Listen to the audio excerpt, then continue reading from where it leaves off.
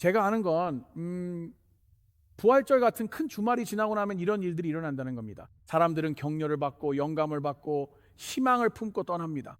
어쩌면 조금 감정적으로도 되죠. 맞죠? 우리는 예수 그리스도의 부활에 대해 듣습니다. 우리는 새로운 삶과 하나님의 은혜에 대한 약속을 듣고 그래, 그게 바로 내가 필요로 하는 거야 라고 생각하죠. 하지만 월요일이 찾아오고 알람 시계가 울리기 시작하죠. 맞죠? 그리고 커피를 쏟고 아이들은 늦고 상사는 그 이메일을 보내고 은행 계좌를 들여다보면 내 은행 계좌도 부활이 필요하네 라는 생각이 듭니다. 그리고 갑자기 일요일에 느꼈던 모든 영적인 순간들이 일상이라는 현실과 충돌하게 되죠. 사실 성경은 바로 이런 상황에 대해 말씀하고 있습니다. 잠언 4장이 13절입니다. 내 마음을 지키라, 생명의 근원이 이에서 남이라. 마태복음 6장 33절에서 예수님은 말씀하셨죠. 먼저 구하라, 함께 하세요. 하나님의 나라와. 맞습니다. 성경의 가르침은 여러분 안에 일이 밖으로 드러나는 것을 결정한다는 거죠. 내면의 일이 여러분에게서 나올 것을 결정해요. 삶에서 무엇이 우선인지가 인생의 나머지 모든 부분을 결정합니다.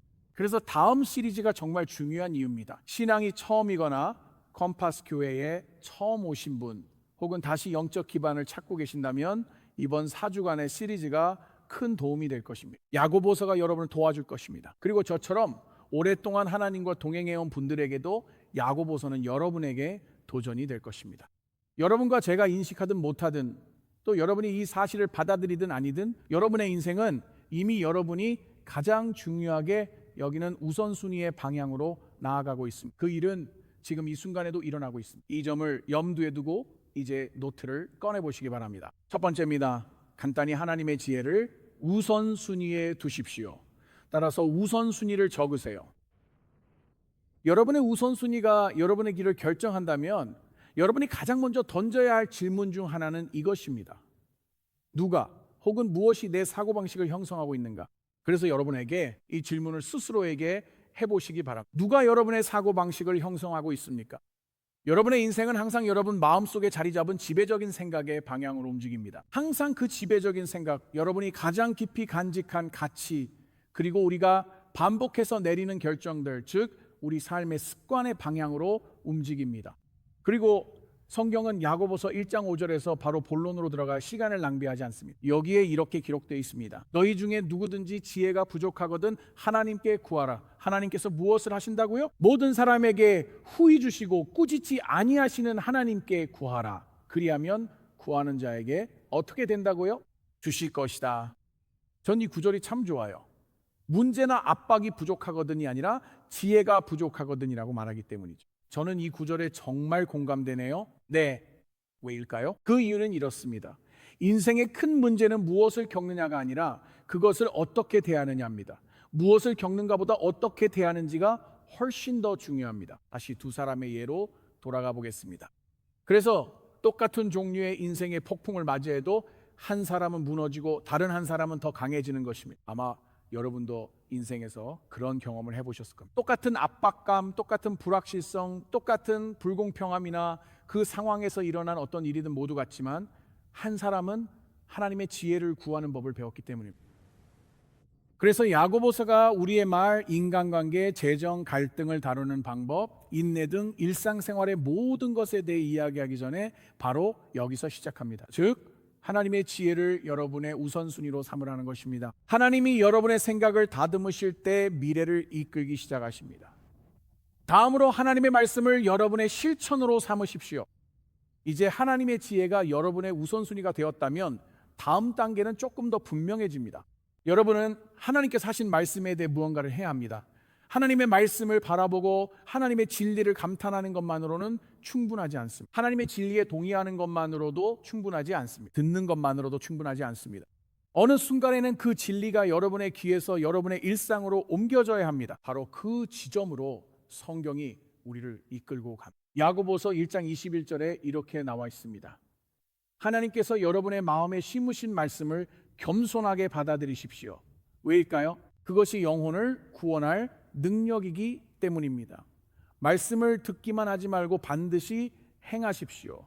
아니면 즉 여러분 자신만 속이고 있는 것입니다. 말씀을 듣고도 순종하지 않는다면 거울에 비친 자기 얼굴을 힐끗 보는 것과 같습니다. 멋진 비유가 있습니다. 자신을 보고 자리를 떠나면 자신의 모습을 잊게 됩니다. 그러나 완전한 자유의 율법을 들여다보고 성경을 살피며 그 말씀을 잊지 않고 행한다면 그 다음엔 무슨 일이 일어날까요? 하나님께서 저와 함께 말해보세요. 여러분을 무엇 때문에 축복하실까요? 행했기 때문입니다. 자, 친구 여러분, 이건 정말 강한 표현입니다. 야고보는 이건 다음에 커피 마시면서 한번 생각해 볼 만한 좋은 아이디어입니다 라고 말하지 않습니다. 그는 여러분이 해야 할 일은 말씀을 받아들이고 그리고 그 말씀을 실천하는 것이라고 말합니다. 말씀을 받고 그리고 나서 그것을 실천하세요. 이것을 우리에게 어떻게 적용할지 봅시다. 즉 우리 모두 설교를 들을 수 있습니다. 성경에 밑줄을 긋고 노트를 채우며 공부 모임에 가고 여러 권의 성경이 있어도 여전히 영적으로 제자리 걸음일 수 있습니다. 사실 우리 중 몇몇은 집에 너무 많은 스터디 성경책이 있어서 만약 가죽 커버와 형광펜이 여러분을 구원할 수 있다면 이미 천국 명예의 전당에 들어가 있을 거예요. 그렇죠? 왜일까요? 왜냐하면 진리를 듣는 것이 무엇과 같지 않기 때문일까요? 저와 함께 말해보세요. 진리를 실천하는 것과는 다릅니다. 친구여 그건 같은 것이 아닙니다. 야고보는 여러분이 말씀을 듣고 순종하지 않으면 무슨 일이 일어난다고 말합니까? 여러분은 자신을 속이게 될 것이며 여러분은 하나님을 속이는 것도 아니고 다른 사람들을 속이는 것도 아니며 원수를 속이는 것도 아닙니다. 여러분은 오직 자신만을 속이고 있는 것입니다. 왜일까요? 왜냐하면 우리는 실제보다 훨씬 더 영적으로 성숙하다고 생각하기 시작할 수 있고 하나님의 말씀에 노출되는 것과 하나님의 말씀이 변화시키는 본질을 혼동하기 시작하기 때문에 우리는 성경 구절을 들을 때 저 구절 알아, 저 구절 알아 라고 생각하기 시작합니다. 하지만 여러분의 삶은 조용히 말하죠. 그래, 너 그 구절은 알지만 그 구절대로 살고 있진 않잖아. 옆 사람을 보고 이렇게 말해보세요. 아이고 오늘 정말 우리를 찌르시네요. 맞죠? 성경은 이어서 잊지 못할 장면을 보여주며 거울을 보고도 변화 없이 그냥 지나치는 것에 비유합니다. 자, 그게 무슨 뜻일까요? 제가 여러분께 하나의 그림을 그려드릴게요. 내일 아침 여러분 모두가 일어나게 될 겁니다. 내일 아침에 일어났을 때 거울 앞에 서서 거울을 들여다본다고 상상해 보세요. 머리는 마치 잠자는 동안 감전이라도 된 것처럼 삐죽삐죽 서 있고 턱에는 치약이 말라붙어 있다고 상상해 보세요. 그리고 그런 상태의 자신을 보고는 유익했네 라고 말합니다. 그리고는 그냥 문을 나서서 출근을 합니다. 이건 말도 안 되는 일이겠죠. 그렇지 않나요? 당연히 그걸 고쳐야 하잖아요.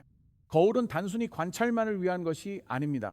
거울은 반응을 요구하는 것이고 성경도 바로 그 목적을 위해 존재한다고 우리에게 말해줍니다. 성경도 똑같은 방식으로 작동합니다. 성경은 우리에 대해 진짜인 것이 무엇인지 보여줍니다. 성경은 우리가 좋아하지 않는 것들, 예를 들면 교만, 쓴마음, 타협, 이기심, 욕망, 분노, 질투, 두려움 같은 것들을 드러내는 경향이 있습니다. 그리고 이런 것들은 끝도 없이 계속될 수 있죠. 여러분도 무슨 말인지 아시겠죠? 하지만 하나님의 말씀이 우리에게 무언가를 보여줄 때 그 순간은 우리가 방어적으로 변해서 변명할 때가 아님, 그때는 바로 우리 모두가 그 말씀에 따라야 할 순간입니다. 좋아요. 이제 이 성경적 원칙들을 실제로 적용해 봅시다. 질문을 드릴게요. 지금 하나님께서 여러분에게 그분의 말씀을 실천하라고 부르시는 영역은 어디인가요? 몇 가지 주제를 제시해 드릴게요. 여러분의 말에서일까요? 아니면 용서에서일까요? 혹시 여러분이 만들어 온 어떤 습관들에서일까요? 여러분의 생각, 결혼 생활, 정직함, 신뢰와 관련된 부분일 수도 있겠죠? 여러분, 친구 여러분, 마태복음 7장에서 예수님께서 가르쳐 주신 비유에 따르면 순종의 모든 행동은 여러분의 삶에 더 견고한 기초를 쌓아가는 또 하나의 벽돌과 같습니다. 그리고 하나님의 말씀을 실제로 실천할 때 여러분은 더 이상 멀리서 진리를 감탄만 하는 것이 아니라 이제는 반석 위에 여러분의 삶을 세우는 것입니다. 그리고 폭풍이 닥칠 때 그런 삶은 결코 무너지지 않을 것입니다. 자, 여러분 그렇지 않습니까? 네, 아멘. 좋습니다. 이제 세 번째 포인트로 넘어가겠습니다. 하나님의 뜻을 여러분의 축으로 삼으십시오. 하나님의 지혜가 우선순위이며 말씀이 실천이라면 다음은 하나님의 뜻을 추구하는 것입니다. 조만간 인생은 우리에게 더 깊은 답을 요구할 것이기 때문입니다. 바로 이것입니다. 내 인생의 진짜 주인은 누구인가? 진짜로 누가 주인인가요? 나는 내 계획과 내 선호, 내 시간표, 내 통제에 맞춰 인생을 세우고 있는가? 아니면 하나님 앞에서 열린 손과 열린 마음으로 살아가고 있는가? 그리고 성경은 바로 이 부분에 대해 말씀하고 있습니다. 야고보서 4장으로 내려가 보면 이렇게 말씀하고 있습니다. 야고보서 4장 13절, 들으라, 너희 중에 말하기를 오늘이나 내일 우리가 아무 도시에 가서 거기서 1년을 머물며 장사하여 이익을 보리라 하는 자들아. 내일 일을 너희가 어떻게 알겠느냐? 15절은 이어집니다. 너희가 주께서 허락하시면, 노트에 이 구절 주께서 허락하시면을 동그라미 하세요. 그러므로 주께서 허락하시면 우리가 살고 이것저것을 하리라고 말해야 합니다. 여기서 성경은 예나 지금이나 존재하는 한 사고방식을 다룹니다. 바로 인생을 계획하면서도 하나님은 전혀 고려하지 않는 태도입니다. 그들은 계획이 있고 일정이 있으며 사업 전략, 목적지, 그리고 이익 목표도 있습니다. 그리고 다시 말하지만 그런 것들 자체만으로는 죄라고 할 수 없습니다. 계획을 세우는 게 문제는 아닙니다. 문제는 하나님을 선택사항으로 여기며 계획을 세우는 것입니다. 우리는 여기로 갈 거야, 이걸 할 거야, 이게 내 5년 계획이고 재정 목표야, 이때 하나님께 진지해질 거야 라고 말하곤 합니다. 하지만 하나님은 간단히 말씀하시죠. 잠깐 조금만 기다려라. 내일을 통제할 수 있는 듯 계획하는구나. 친구요, 우린 다음 순조차 마음대로 못합니다. 이해하시겠습니까? 보세요. 성경은 우리가 정말로 들어야 할 중요한 사실을 상기시켜 줍니다. 바로 우리는 하나님이 아니라는 것입니다.